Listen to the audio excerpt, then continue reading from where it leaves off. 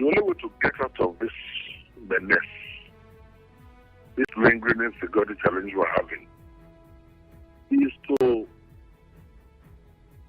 reinforce the security agencies in terms of manpower,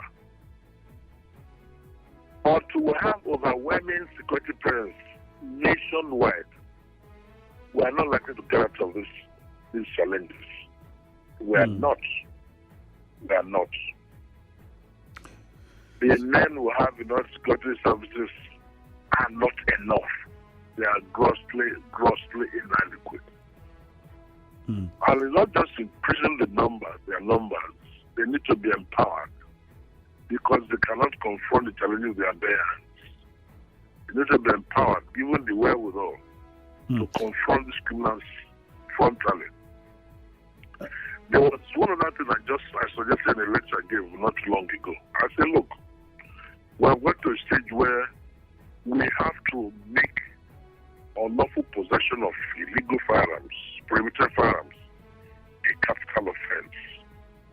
But before we pass such a legislation at the National Assembly, let us give 6 months period and sensitize Nigerians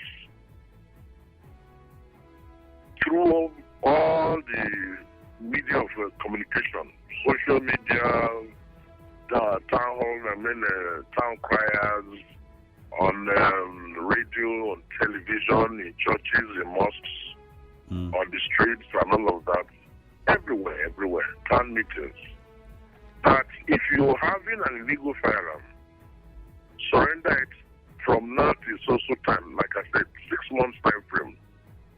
Direct everybody having such a firearm where to surrender it, to submit it to. After that mopping up exercise, like I said, will last for 6 months, the law comes to place. That is, unlawful possession of prohibited firearms, illegal firearms, should be a capital offense. What does that mean? Capital offense means if you are caught with it, you get killed. And it's going to be made a strict liability offense. There'll be nothing like you give me the gun to hold for me. No. Let us take you from Saudi Arabia and Malaysia on how they've been tackling drugs, trafficking drugs. The Malaysian visa, which you get here in Nigeria, on the visa written there, drug trafficking is a capital offense. Stand there for everybody to say no. In Saudi Arabia, drug trafficking, you get beheaded. And that goes a very long way to deter people. And the last one before you come in again is, in Nigeria, we have sense of deterrence in a good number of our laws. Fuel impunity. Something would like you to also highlight would be in your time.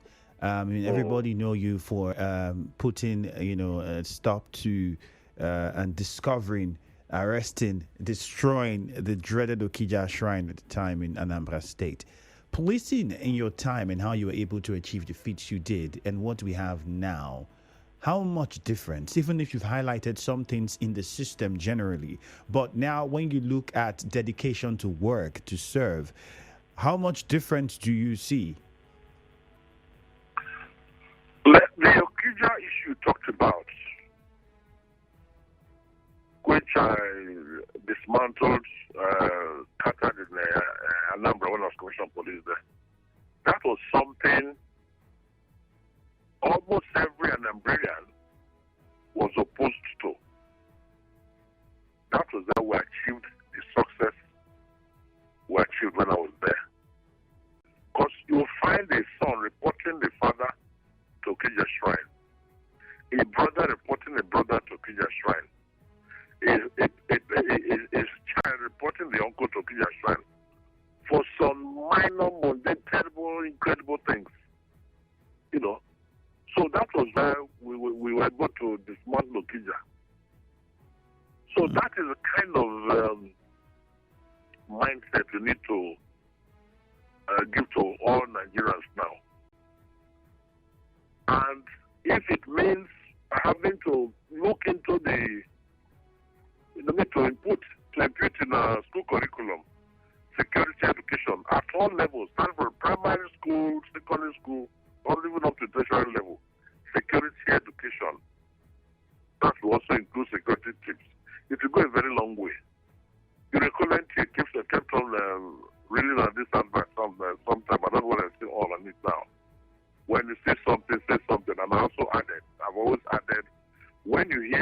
to say something. But in the case of hearing, it has to be verified before any action can be taken. So we all need to make all Nigerians to be security conscious.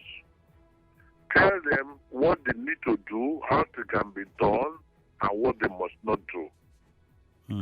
And of course, there must be no compromise, no sentiment. Oh, that guy is my son. That guy is my uncle. That guy is my cousin. He's my nephew. No. If you commit an offense, you should answer for the offense. All right, sir. You should face the law, the wrath of the law. No sentiments at all. Then again, equality before the law, not inequality before the law. And lastly, the slow pace at which our criminal matters are handled in courts takes too long. Too long. So I want to suggest that all matters relating to kidnapping, attacks like this attack we had in the St. Francis Catholic Church in Owo. If you arrest those criminals who perpetrated that, their trial should not last for more than 2-3 weeks. 2-3 weeks maximum. And that again will also go to serve as deterrent. If you extend that again to the corruption axis, you recall a former SGF, Secretary of Government of this federation, was arrested and arraigned. What did he do? He converted funds meant for upkeep of IDP camps in his state. And he said, I wanted a contract for grass cotton, 2.something billion. What has become of that case to this moment? What has become the case of criminal charges against even some people in the Senate? You know? So it's so sad. And lastly, as a lawyer too, there's a section of our constitution we need to amend. There's a section that talks about presumption of innocence until proven guilty. Presumption of innocence. I want to add, it cannot be presumed innocent when they are caught red-handed in the act. Even some cases you have video clips and all of that. Caught red-handed in the act. You are still presuming that kind of person innocent? I mean, it's crazy.